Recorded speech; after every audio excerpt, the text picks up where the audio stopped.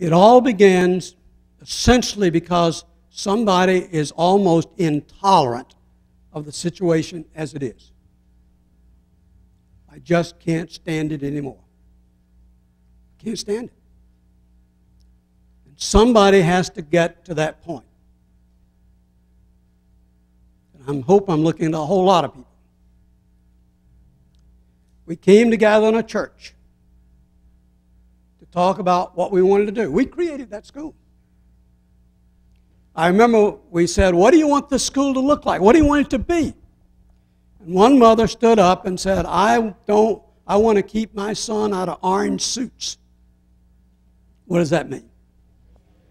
I don't want my child in trouble. So we had to figure out a way to keep these children safe. This is a valuable lesson. We didn't start out by saying, we're going to get to the 91st percentile. We didn't start out by saying, we're not going to have any school dropouts. We started out by listening to people and said, what do you want done? I want my child safe. That's what we focused on. Make sure those children are safe. Now, what we do, we depend an awful lot on the community to do this. The process, we got a young principal in there by the name of Terry Flowers. Terry was 24 years old, had never been a principal anywhere, had grown up as a tough boy in South Chicago, had two brothers who were in prison, and he escaped, played football at Northern Iowa. That was his ticket out. Was drafted by the Chicago Bears. Mike Ditka was then the coach of the Chicago Bears. And he tapped Terry Flowers to play linebacker in the NFL. Terry is 5'11 and a half and weighs 195 pounds. You don't know any linebackers in the NFL that are 5'11 and a half, 195. You might know a few strong safeties. He's a tough kid who had the commitment, I want these kids to grow up like me, not like my brothers who are in prison. I understand what that mother's saying to keep her children out of orange suits. We don't want those kids in orange suits. I'm going to speed this process up. What happens is then you begin to build a core around you. Our teachers are almost every one of them school dropouts. I think we only have 3 teachers who are not school dropouts. They were teenage mothers who drop out when they became pregnant. They know what it's like in that neighborhood. Now you say, well, and almost every one of them came from schools that were barely accredited and have subsequently lost their accreditation. I remember looking through their vitas, through their resumes, and thinking, somebody playing a joke here? Looks like to me you've gotten people with degrees with the worst schools in southwestern Texas. These are terrible. But we couldn't trade them off. We had what we had. And if we traded those off, so what we did, and I'm going to mention a couple more points because they're critical for community development. Terry met with the teachers. And what do you think they thought of him? He's 24 years of age. He's never been a principal. What do you think?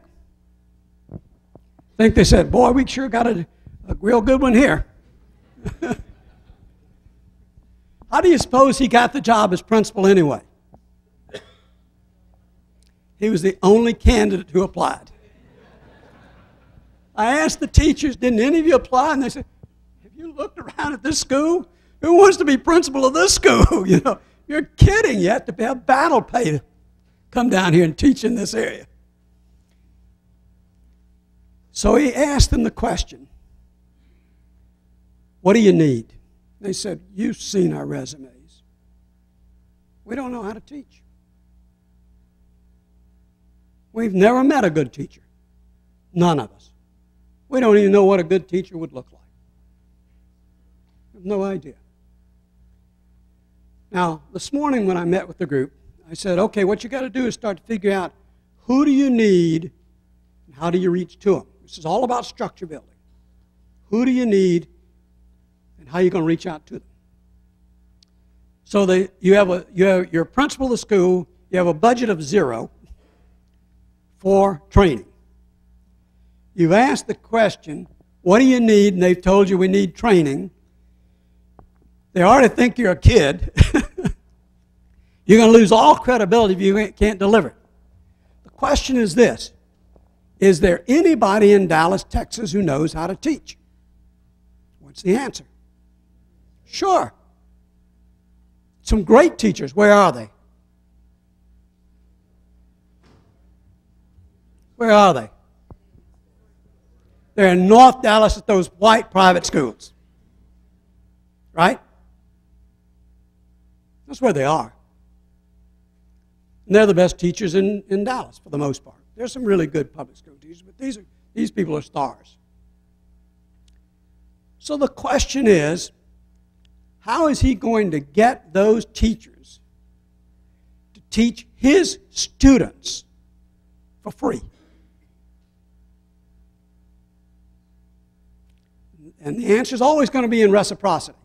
Don't think in terms of altruism. He's got to have something to give to them to get their help. He's got to make it in their interest, to their advantage, to help him. Right? Are we agreed? I mean, these people are busy. They don't have time to go running to fool with a group of little African-American children they've never seen. They don't even know where South Dallas is.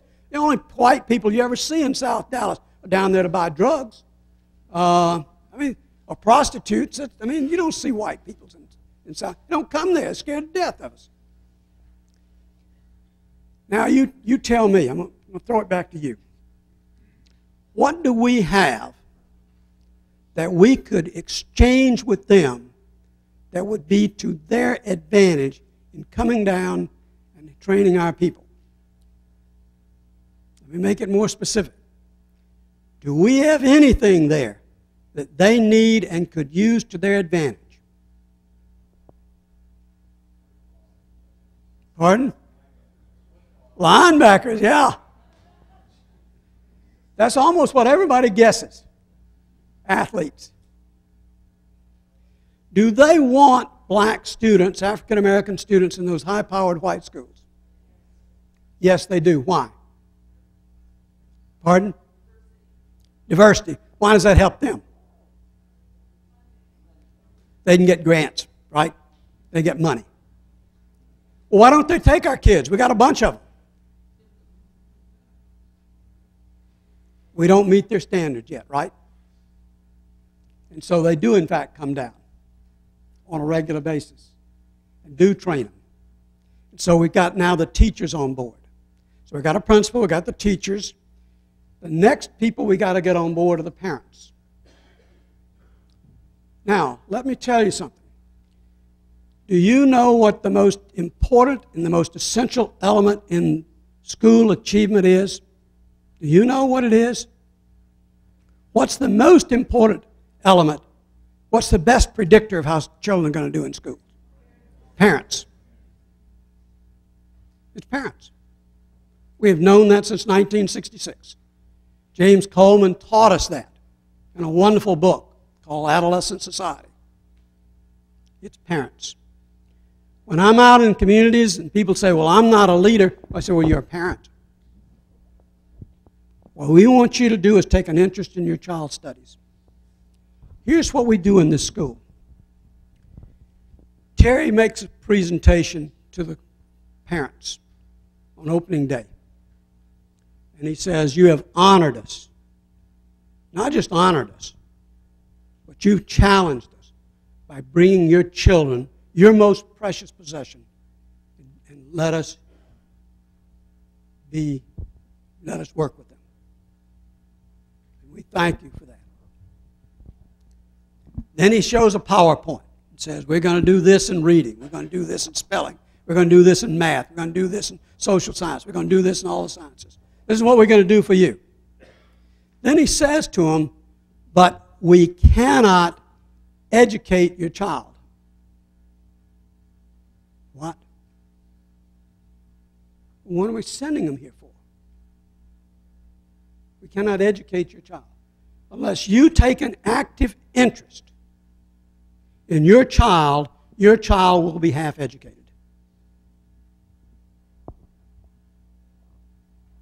Now, then he says to him, I know a little bit about biology, and it's biologically impossible for a school to conceive and bear a child. And everybody laughs. These are not our children. They're your children.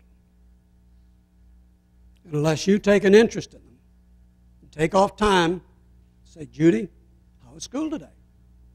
How are you doing? Your child will be half educated. You know what age we start our kids? 3. But we actually do start them before. We make sure that every mother has a full birth weight child. But we start them at 3. We have them all summer. We have them 12 months a year. Why do we have to have them in the summer? Keep them safe. Keep them safe. We do a lot of fun things, but we keep them safe. That's what we do. We have 25 basketball teams. 25. You know who coaches them? The neighborhoods and the parents. We have a budget of 0 for PE. I asked one day, hey, we got these 25 basketball teams. Don't we ever win any trophies? And I said, yeah.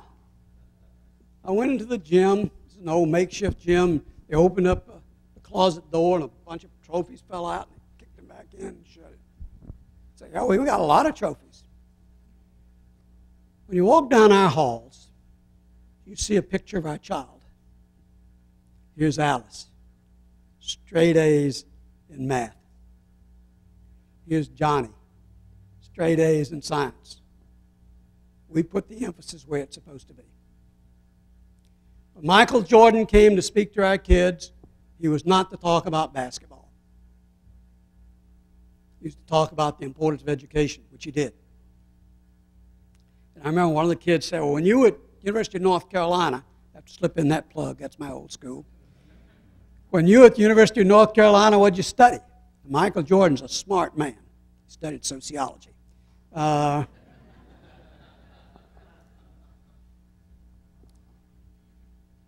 challenging you with that school. You're going to have a first-rate early childhood education system. And it's going to be one of your long-term goals. But there's no option in that. You're going to have to get on with that. We've got a lot to do there. Now, I want to offer you one more story before we move on. And I'm going to slap you upside the other side of your head with this illustration.